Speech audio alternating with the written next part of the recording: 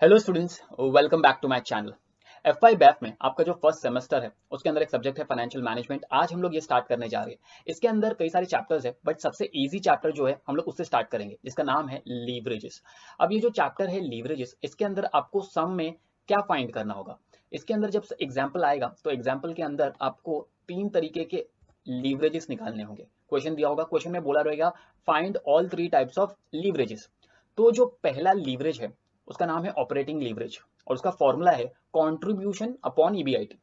दूसरा जो फॉर्मूला है वो है फाइनेंशियल लीवरेज और उसका फॉर्मूला है ईबीआईटी अपॉन इबिट। अब ये ईबीआईटी और इबिट क्या होता है, इसका फुल फॉर्म आपको आगे एग्जाम्पल में मिल जाएगा।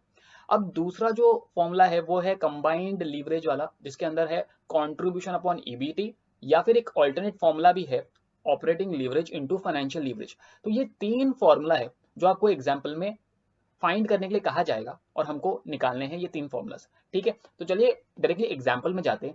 और एग्जाम्पल के साथ साथ ही मैं आपको ये भी बता दूंगा कि ये ऑपरेटिंग लीवरेज और ये जो फाइनेंशियल लीवरेज और ये जो कंबाइंड लीवरेज है वो होता क्या। ठीक है, तो चलिए स्टार्ट करते हैं एग्जाम्पल को। एग्जाम्पल में बोला है from the following information calculate all three leverages. Okay, और एक टेबल दिया है। मैं आपको बता दूं ये जो टेबल दिया ना इसको हम लोग बोलते हैं इनकम स्टेटमेंट। ये जो टेबल बना के दिया है ना ये आपका इनकम स्टेटमेंट है। ठीक है, अब ये जो इनकम स्टेटमेंट दिया है इसमें क्या क्या दिया है, इसमें हमको दिया है सेल्स, उसके बाद दिया है लेस वेरिएबल कॉस्ट। सेल्स में से वेरिएबल कॉस्ट को माइनस करेंगे तो उन्होंने लिखा है कंट्रीब्यूशन। ओके, देन कंट्रीब्यूशन में से फिक्स्ड कॉस्ट को माइनस किया है तो 2 लाख माइनस कर दिया तो हमको ईबीआईटी मिला है। EBIT earning before interest and tax, full form मिल गया। ओके, देन फिर इंटरेस्ट माइनस करेंगे तो हमको मिलता है EBIT, EBT earning before tax. And then जब इसमें से टैक्स को माइनस कर देंगे तो हमको क्या मिलता है, ईएटी। ये जो पूरा टेबल हमको बना के दिया ना, इस टेबल को हम लोग क्या बोलते हैं, एक इनकम स्टेटमेंट। ठीक है, ये इनकम स्टेटमेंट अगर कभी क्वेश्चन में नहीं दिया होगा तो हमको खुद बनाना पड़ेगा। तो आप बोलोगे सर इसका फॉर्मेट, यही इसका फॉर्मेट है। ठीक है, अगर एग्जाम में क्वेश्चन आता है और उसमें इनकम स्टेटमेंट नहीं दिया है तो हम लोग सामने से इनकम स्टेटमेंट प्रिपेयर करेंगे। इसमें तो अच्छा है क्योंकि आपका पहला एग्जाम्पल है, इसमें इनकम स्टेटमेंट हमको पहले से ही बना के दिया तो ज्यादा इजी हो जाता है। अब हमको क्या करना है, डायरेक्टली फॉर्मूला डाल के आंसर निकालना है, क्योंकि पहला एग्जाम्पल है बहुत ईजी है। देखो पहला फॉर्मूला ओएल, ओएल क्या था, ऑपरेटिंग लिवरेज, शॉर्ट में लिख रहा हूँ। इसका फॉर्मूला था, आपको फॉर्मूला याद होना चाहिए, contribution upon E T I T. अब देखिए कंट्रीब्यूशन सम में दिया था क्या, देखो कंट्रीब्यूशन सम में दिया है 4 लाख, तो मैं जाके लिख देता हूँ 4 lakh, 4 lakh upon EBIT. EBIT question में दिया, देखो क्वेश्चन में ईबीआईटी भी दिया, earning before interest and tax हमको फाइंड करने की जरूरत नहीं है, 2 लाख, तो मैं जाके लिख देता हूँ 2 लाख। ओके, इसको सॉल्व करेंगे तो आंसर आएगा 2। इसका मतलब हमारी कंपनी का ऑपरेटिंग लिवरेज 2 आ रहा है, 2। ठीक है, अब आपको ये नहीं पता कि ऑपरेटिंग लिवरेज होता क्या है, लेकिन मैं चाहता हूं कि पहले आप प्रोसेस को समझो कि सम को सॉल्व कैसे करना है। एक बार प्रोसेस आ गया ना, देन फिर आपको इसका मतलब ज्यादा बेटर समझ में आएगा। ठीक है, ओके चलिए दूसरा फॉर्मूला जो हमको निकालना है वो है FL. FL stands for financial leverage. उसका फॉर्मूला है, क्योंकि मुझे तो याद है बट आपको ये फॉर्मूला याद रखना पड़ेगा, EBIT upon EBIT, earning before interest and tax upon earning before tax. तो इसका भी अमाउंट देख लेते, क्वेश्चन में दिया है क्या, देखो ईबीआईटी तो दिया है 2 लाख एंड इबिट दिया है 1.5 लाख, तो मैं लिख देता हूँ 2 लाख अपॉन 1.5 लाख, 2 लाख अपॉन 1.5 लाख। तो इसको सॉल्व करेंगे तो हमारा आंसर कितना आएगा, 2 लाख डिवाइडेड बाय 1.5 लाख आ रहा है 1.33, तो मैं लिख देता हूँ 1.33, 2 डेसिमल तक ही लिखना है, ज्यादा ही। एंड देन लास्ट वाला जो फॉर्मूला है उसका नाम है कंबाइंड लीवरेज, तो मैं कंबाइंड लीवरेज भी निकाल देता हूँ, शॉर्ट में लिख देता हूँ सीएल। कंबाइंड लीवरेज के दो फॉर्मूला है, हम लोग ऑल्टरनेट वाला फॉर्मूला यूज करेंगे, ओएल इंटू एफ एल। अब ओएल था 2 और इसका आंसर था 1.3, तो मैं लिख देता हूँ 1.33।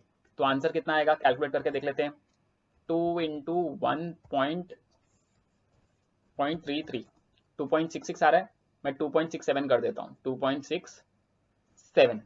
ठीक है, तो चलिए हमको उन्होंने तीन फॉर्मुलाज निकालने बोले थे, हमने तीन फॉर्मुला निकाला, सम खत्म। जी हाँ, सम खत्म, सिंपल था। ओके, एक एग्जांपल और करते हैं, देन फिर आपको मैं समझाता हूँ कि ऑपरेटिंग लीवरेज और फाइनेंशियल लीवरेज क्यों निकाला जाता है। देखिए एक और एक एग्जांपल दिया है, example number 2, from the following information, from the following information calculate all three leverages. अब इसमें आपने अगर ध्यान दिया ना तो इसमें टेबल बना के नहीं दिए, देखो यहाँ पर दिया है सेल्स, सेल्स के बाद फिक्स कॉस्ट दिया है, जबकि हमारा जो इनकम स्टेटमेंट होता है उसके हिसाब से सेल्स के बाद क्या आना चाहिए, वेरिएबल कॉस्ट। जबकि इन लोगों ने यहाँ पर सेल्स के बाद दे दिया फिक्स कॉस्ट, इसका मतलब यहाँ पर हमको इनकम स्टेटमेंट बनाना पड़ेगा। इन लोगों ने बना के नहीं दिया है, ऊपर नीचे डेटा दिया। ये देखो वेरिएबल कॉस्ट नीचे दिया है, जबकि वेरिएबल कॉस्ट हमारे फॉर्मेट वाइज सेल्स के नीचे आता है। ठीक है, तो इसमें टेबल बना के नहीं दिया, हमको टेबल बनाना पड़ेगा। उसके बाद दिया है इंटरेस्ट, ओके, एंड देन दिया है टैक्स का रेट। अब हमको क्या करना है, देखो ये सम थोड़ा डिफिकल्ट इसलिए बिकॉज इसमें इनकम स्टेटमेंट दिया नहीं है। हमको पहले इनकम स्टेटमेंट बनाना पड़ेगा एंड फिर हम लोग फॉर्मूलाज निकाल सकते हैं। ठीक है, तो देखिए ये रहा आपका वर्किंग नोट का फॉर्मेट। तो अगर अब तक मैं आपको समअप करूं तो आपको वो जो 3 फॉर्मूला मैंने आपको स्टार्टिंग में बताया, ऑपरेटिंग लिवरेज उसका फॉर्मूला याद रखना पड़ेगा, फाइनेंशियल लिवरेज उसका फॉर्मूला याद रखना पड़ेगा, एंड कंबाइंड लिवरेज उसका भी फॉर्मूला याद रखना पड़ेगा। Correct, okay. अब वो तो आपको याद हो गए। उसके बाद अगर क्वेश्चन में इनकम स्टेटमेंट नहीं दिया है तो कोई इनकम स्टेटमेंट का फॉर्मेट भी तो याद होना चाहिए। ठीक है, तो ये जो आपका इनकम स्टेटमेंट है इसका फॉर्मेट आपको याद रखना है। इसका फॉर्मेट याद रखोगे तो एग्जाम में इजी पड़ेगा सम को सॉल्व करने के लिए।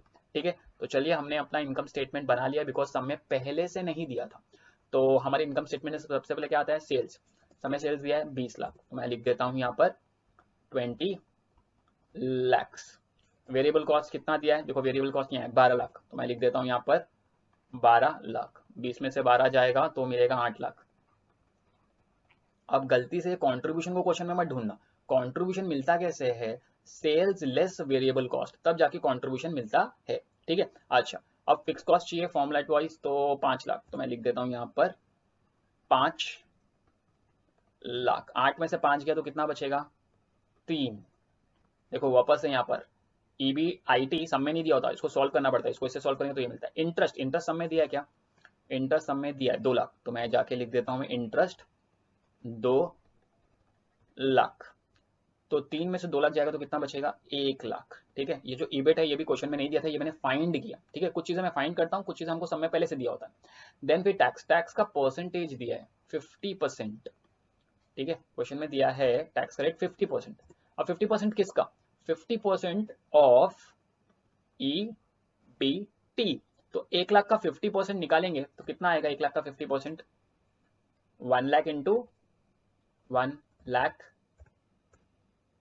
इंटू 50 डिवाइडेड बाय 100, तो आ रहा है 50,000। तो मैं यहाँ लिख देता हूँ 50,000। 1 लाख में से 50,000 जाएगा तो बचेगा कितना, 50,000। ये है हमारा अर्निंग्स आफ्टर टैक्स। ठीक है, तो मैंने अपना वर्किंग नोट बना दिया जो है इनकम स्टेटमेंट। Correct, okay. अभी सम खत्म नहीं हुआ है, अभी हमको फॉर्मूलाज भी तो निकालना है। सबसे पहला जो फॉर्मूला हमको निकालना है उसका नाम बताओ, ऑपरेटिंग लीवरेज। ऑपरेटिंग लीवरेज का फॉर्मूला कंट्रीब्यूशन अपॉन EBIT। क्या मेरे पास कंट्रीब्यूशन है, ये देखो कंट्रीब्यूशन है यहाँ पर 8 लाख। अगर क्वेश्चन में देखोगे ना तो क्वेश्चन में इस बार कंट्रीब्यूशन नहीं है, इसके लिए तो हमने ये टेबल बनाया। अगर ये टेबल नहीं बनाता तो मैं आगे बढ़ ही नहीं पाता बिकॉज मेरे पास कंट्रीब्यूशन नहीं है। तो कंट्रीब्यूशन अब क्योंकि टेबल की मदद से मिल गया है तो मैं यहाँ लिख देता हूँ 8 लाख अपॉन EBIT है। EBIT कितना है, 3 लाख। EBIT का फुल फॉर्म मैंने क्या बताया, earning before interest and tax. Okay, तो यहाँ मैं लिख देता हूँ 3 लाख। अब इसको सॉल्व करके देखते हैं इसका आंसर कितना आ रहा है, 8 लाख डिवाइडेड बाय 3 लाख, 2.6666, 2.66।